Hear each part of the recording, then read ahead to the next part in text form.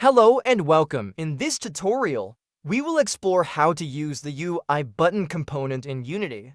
What is a Unity button? Unity button is a UI user interface component used to handle player interactions in a game. Buttons allow players to trigger specific actions by clicking on them, making them essential for menus, settings, and in-game interactions. What is the purpose of a Unity button? Handles user input, allows players to trigger specific functions by clicking a button. Built-in event system uses Unity's onclick event to execute a function when the button is pressed. Customizable supports text, images, and animations to enhance the user experience. Versatile usage used for starting a game, pausing, adjusting settings, and much more. Go to the hierarchy window, click on UI, and then select button.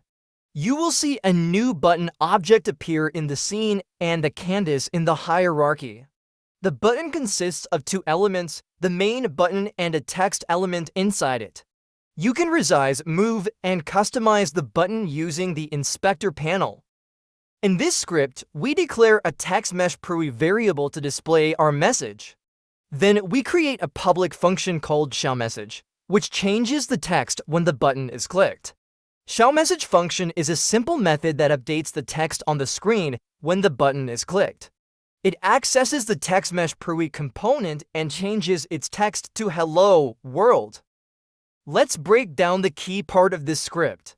Instead of manually assigning a function in the Unity inspector, we use the onclick addListener method in the start function. This tells Unity to execute the showMessage function whenever the button is clicked.